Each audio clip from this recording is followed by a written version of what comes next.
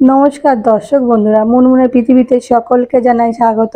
আজকে একটা ভেন্ডি রেসিপি নিয়ে হাজির হয়ে গেলাম আপনাদের সামনে। আশা করি রেসিপি কিন্তু ভালোই লাগবে। আজকে রেসিপি ভেন্ডি আলু তরকারি করব। প্রথম থেকে শেষ অবধি দেখার অনুরোধ থাকলো। ভেন্ডি তো আমরা অনেক রকম করে খাই, বাড়িতে একবার অবশ্যই কিন্তু ভেন্ডি আলু তরকারি করে খেয়ে দেখবেন। রুটি ভাত প্রত্যেক কিছুই কিন্তু খেতে ভালো লাগে। ভালো লাগলে কিন্তু একটা লাইক কমেন্ট শেয়ার করতে কিন্তু ভুলবেন না। ভিডিও নিচে দেখুন একটা লাল বোতাম আছে, সেটা ক্লিক করে রাখুন সবার প্রথমে নতুন ভিডিওর আপডেট পাওয়ার জন্য। বন্ধুদের বলছি আমার পাশে থাকুন, সাপোর্ট করুন। চলুন তাহলে রেসিপিটা শুরু করা যাক।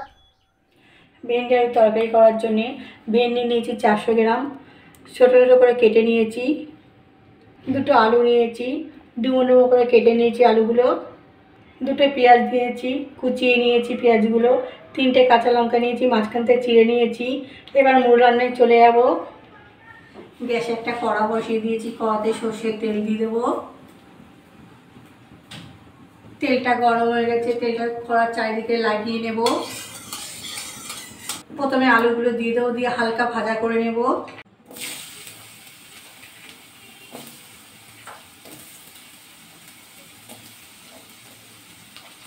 নাড়াচাড়া করে আলুটা ভাজা করে নেবো হালকা করে।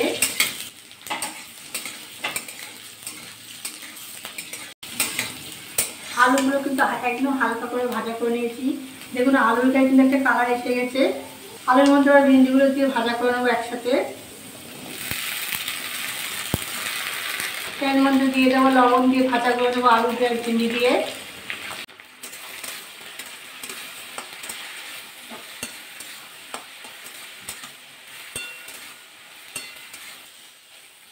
নাড়াচাড়া করে কিন্তু আলু আর ভেন্ডিটা অনেকটাই কিন্তু ভাজা করে নিয়েছি, আর একটু ভাজা করে নেব।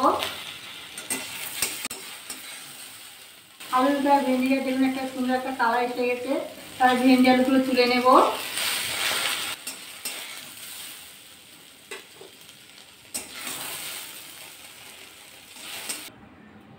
ভেন্ডি আলুগুলো সব তুলে নিয়েছি। কড়াইতে আবার সর্ষের তেল দিয়ে দেবো।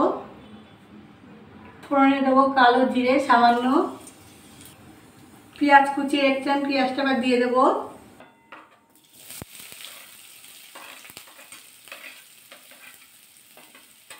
পেঁয়াজটা হালকা করে ভাজা করে নেব।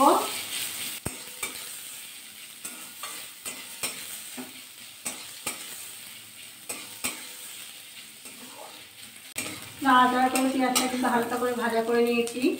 পেঁয়াজের মধ্যে অ্যাড করব আদা হাফ চামচ, রসুন 1 চামচের থেকে 3 ভাগের 1 ভাগ।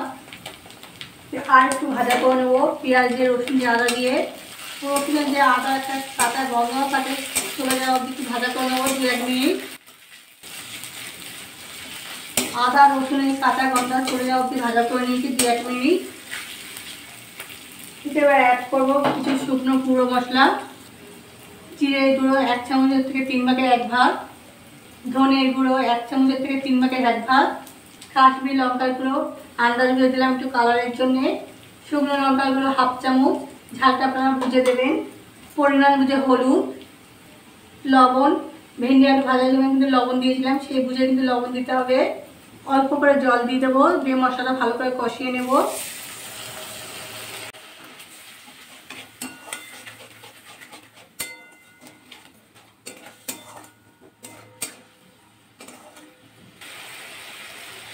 সামান্য চিনি, মিষ্টি আপনারা পছন্দ করলে দেবেন, না কিন্তু দেবেন না।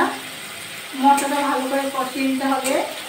আমার তো ভেন্ডি আলু তরকারি তো অনেক রকম করে খাই, একবার অবশ্যই কিন্তু বাড়িতে আমি যেবারে তো সেভাবে আপনারা করে খেয়ে দেখবেন। আশা করি কিন্তু খুব ভালো লাগবে, ভাতের সাথে রুটির সাথে খুব ভালো লাগবে কিন্তু খেতে। আমি কথা বলতে বলতে কিন্তু মশলাটা অনেকটাই কষিয়ে নিয়েছি, মশলা দিয়ে কিন্তু তেল থাকছে। এবার কিন্তু ভেন্ডি আলুটা দিয়ে দেবো।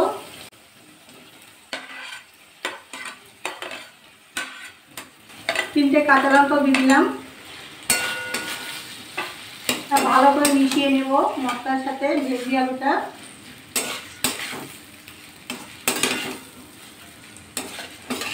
এতে কিন্তু কোনো জল ব্যবহার করবো না, ঢাকা দিয়ে রান্নাটা করবো।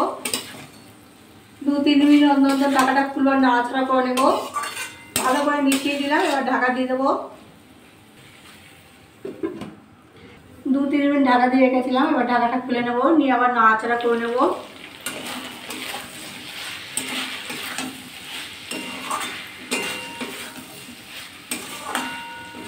2-3 মিনিট অন্তর নাড়াচাড়া না করলে, জল তো দিইনি, তলায় কিন্তু লেগে যাবে।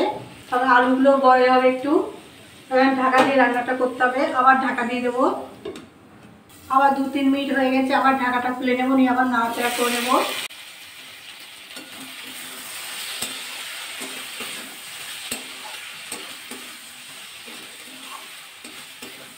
এবার আলুগুলো দেখে নেবো। আলুগুলো ভালোভাবে বয়েল হয়ে গেছে।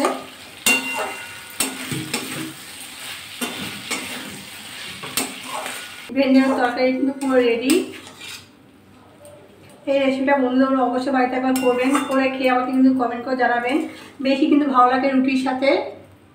এবার গ্যাসটা অফ করে দেবো, ঢাকা দিয়ে রেখে দেবো 1 মিনিট, তারপর আপনাদের নামিয়ে দেখাচ্ছি।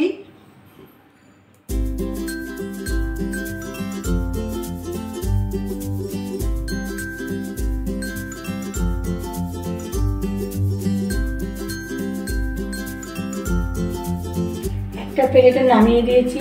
এই রেসিপিটা ভালো লাগলে লাইক কমেন্ট শেয়ার করতে কিন্তু ভুলবেন না। বন্ধুদের বলতে আমার পাশে থাকুন, সাপোর্ট করুন। আজকের মতো এই অবধি, কালকে একটা নতুন রেসিপি নিয়ে হাজির হয়ে যাবো আপনাদের সামনে।